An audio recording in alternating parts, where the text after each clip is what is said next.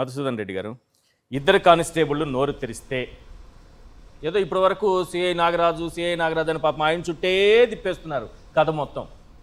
పాత్రదారులు ఎవరో ఒకరిద్దరు బయటపడి ఉండొచ్చేమో, అసలైన సూత్రధారులు బయటపడే అవకాశం ఉందనుకుంటున్నారా? వీళ్ళు నోరు తెరిస్తే బయటపడతారా? కనీసం ఈ ఇద్దరు కానిస్టేబుల్ నోరు తెరిస్తే చాలా క్యారెక్టర్లు బయటకు వస్తాయా?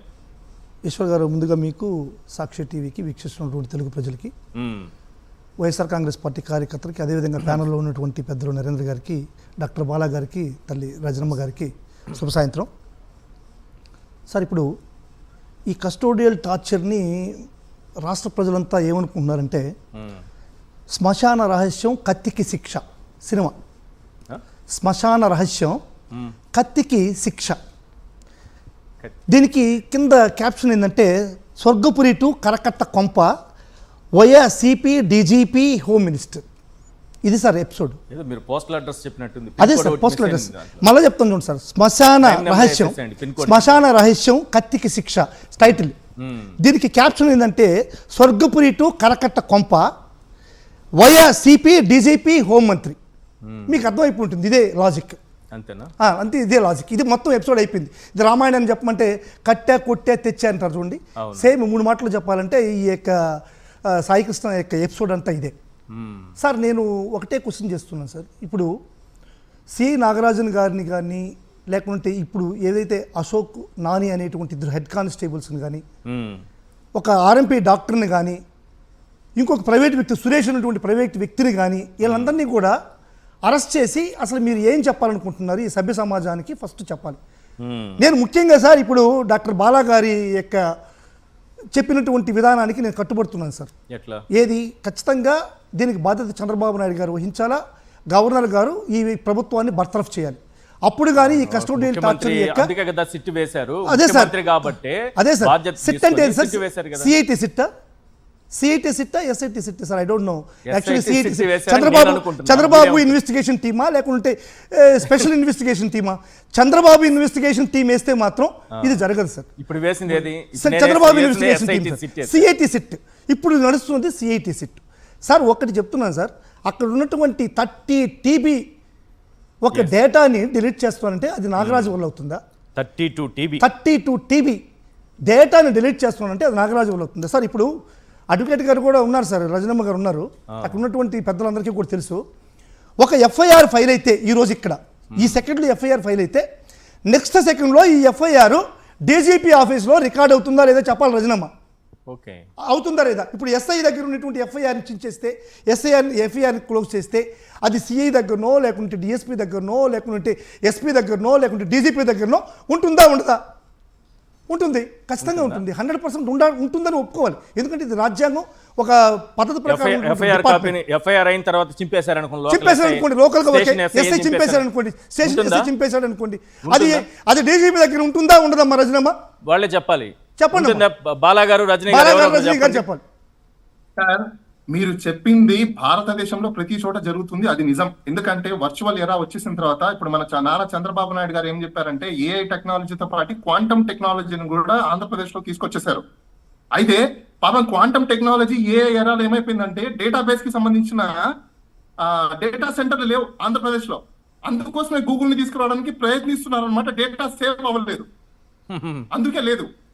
రైట్ సార్, ఇప్పుడు మీకు అర్థమైనా ఆంధ్రప్రదేశ్ లో ఎఫ్ఐఆర్ లేవు, ఈ విధంగా ఆన్లైన్ లో లేవు. ఎందుకంటున్నానంటే కాకపోతే భారతదేశంలో మీరు చెప్పినట్టు ఎఫ్ఐఆర్ ఇక్కడ సబ్మిట్ చేసిన మరుక్షణం మొత్తం సెంట్రల్ సిస్టమ్ వరకు వెళ్ళిపోతుంది, నేషనల్ వరకు వెళ్ళిపోతుంది. ఎందుకంటే ఆన్లైన్ లో ఎవరైనా చూసుకోవచ్చు కాబట్టి. ఒక్క ఆంధ్రప్రదేశ్ లో మాత్రమే మనకు ఉంటుంది.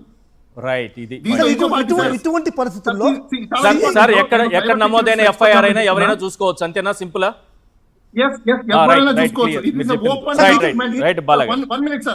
ఒక 1 minute జస్ట్ యాడ్ ఆన్, ఒక 1 minute సార్. నేను సైబర్ సెక్యూరిటీ ఎక్స్పర్ట్ కాబట్టి చెప్తున్నాను సార్. ఒక DVR లో ఉన్న డేటాని మళ్ళీ రిట్రైవ్ చేయించవచ్చు సార్. DVR ఒకవేళ ఎవరైనా డేటాని వాళ్ళు డిలీట్ చేయాలి అంటే దానికి ఒక పాస్వర్డ్ ఉంటుంది, ప్యాటర్న్ ఉండొచ్చు, లేకపోతే పాస్వర్డ్ కీ ఉండొచ్చు.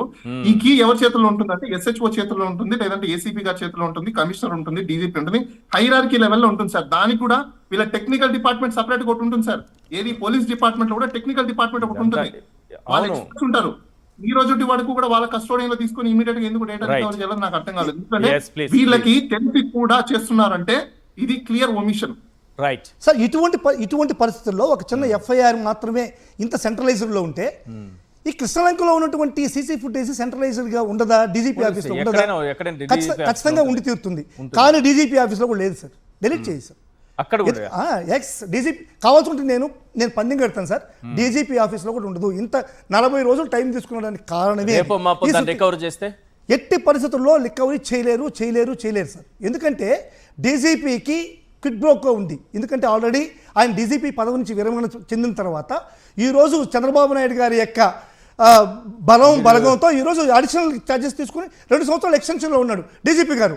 అదేవిధంగా సిపి గారు కూడా ఇదే పరిస్థితిలో ఉన్నారు. సిపి గారు కూడా చంద్రబాబు నాయుడు గారి కనుసన్నల్లో ఉన్నటువంటి ఒక వ్యక్తి సిపి గారు కూడా. ఇటువంటి పరిస్థితుల్లో నేను ఈ యొక్క వ్యవస్థల్ని ఒకటే క్వశ్చన్ చేస్తున్నాను సార్. ఇప్పుడు చంద్రబాబు నాయుడు గారు ఉన్నారు సార్. చంద్రబాబు నాయుడు గారు జగన్మోహన్ రెడ్డి గారు పోయినప్పుడు ఎన్నో మాట్లాడాడు. ఎందుకు జగన్మోహన్ రెడ్డి గారు పోయినారు ప్రత్యక్షంగా. ఇప్పుడు రీసెంట్గా పవన్ కళ్యాణ్ గారు కూడా మాట్లాడుతున్నాడు. ఒక క్రిమినల్కి సపోర్ట్ చేస్తారా? ఒక మానభంగం చేసిన చేసినటువంటికి సపోర్ట్ చేస్తారా అంటున్నాడు. సార్ ఇక్కడ మానభంగం చేసిన వ్యక్తి అయినా సరే, మర్డర్ చేసిన వ్యక్తి అయినా సరే, దానికి చట్టాలు ఉన్నాయి. అతన్ని శిక్షించేటువంటి అధికారం పోలీసులకు కానీ, ప్రజలకు కానీ, పామరులకు కానీ, చంద్రబాబు నాయుడు గారికి కానీ, డీజీపీకి కానీ లేదు సార్. దానికి చట్టాలు ఉన్నాయి, న్యాయాలు ఉన్నాయి, న్యాయస్థానం ప్రకారం శిక్షింపబడాలి. కానీ ఇప్పుడు వీళ్ళని ఎందుకు శిక్షించారు అనేటువంటిది పెద్ద బిగ్ క్వశ్చన్ సార్. ఈ యొక్క వ్యక్తిని, సాయి కృష్ణ అనేటువంటి వ్యక్తిని ఎందుకు కస్టోడియల్ టార్చర్ చేశారు? మీరు ఫస్ట్ దానికి సమాధానం చెప్పాలి సార్. ఒక ఎస్ఐకి మన సాయి కృష్ణకి, లేకుంటే సిపికి సాయి కృష్ణకి, లేకుంటే డీజీపీకి సాయి కృష్ణకి మధ్య ఏదైనా విభేదాలు ఉన్నాయా? లేదు. దీంట్లో ఉన్నటువంటి మెయిన్ టార్గెట్, అతన్ని ఎందుకు టార్గెట్ చేశారు, అతన్ని చంపేసి బూడిదకి లేకుండా చేసినటువంటి పరిస్థితులు ఎందుకు అనేది మనకు క్షుణ్ణంగా పరిశీలిస్తే దీనికి బాధ్యత వహిస్తూ చంద్రబాబు నాయుడు కొడుకు చంద్రబాబు నాయుడు బాధ్యత వహించాల్సి వస్తుంది. ఎందుకంటే ప్రజలందరూ కూడా అనుకుంటున్నారు సార్, ఏదో ఒక లావాదేవీలో చంద్రబాబు నాయుడికి సంబంధించినటువంటి ఒక వ్యక్తి యొక్క ఈ యొక్క లావాదేవీలో, ఈ యొక్క భూమి తగాదాల్లో, ల్యాండ్ డీల్స్లో ఏదో ఇతను అడ్డుపడ్డాడని, ఈ అడ్డుపడ్డ వ్యక్తిని అడ్డు తొలగించుకోవడం కోసం జరిగినటువంటి ప్రక్రియ ఇది. ఈ ప్రక్రియలో భాగంగానే సిపిని, డీజీపీని, అక్కడ ఉన్నటువంటి సిఐని పావుగా చంద్రబాబు నాయుడు వాడుకున్నాడు. ఈరోజు నిస్సిగ్గుగా చెప్పండి సార్, నిస్సిగ్గుగా చెప్పండి, ఇది రాజకీయ హత్య కాదా? చంద్రబాబు నాయుడు చేసిన హత్య కాదా? చంద్రబాబు నాయుడు కూటవేత దూరంలో ఉన్నటువంటి కృష్ణలంకలో జరిగింది చంద్రబాబు నాయుడికి తెలియలేదా? లోకేష్కి తెలియలేదా? ప్రతి విషయానికి స్పందించేటువంటి ఈ యొక్క హోమ్ మినిస్టర్కి తెలియలేదా? చెప్పండి. హోమ్ మినిస్టర్కి తెలియకుండా, చంద్రబాబు నాయుడు చెప్తుందా, లేకపోతే లోకేష్కి తెలియకుండా ఇంత పెద్ద హత్య జరిగిందా? ఇంత పెద్ద అసాంఘికమైనటువంటి చర్య ఇంత విధిగా జరిగిందా? కాబట్టి నైతిక బాధ్యత వహిస్తూ చంద్రబాబు నాయుడు గారు పదవి నుంచి తప్పుకోవడం అనేటువంటిది ఉత్తమం. రైట్.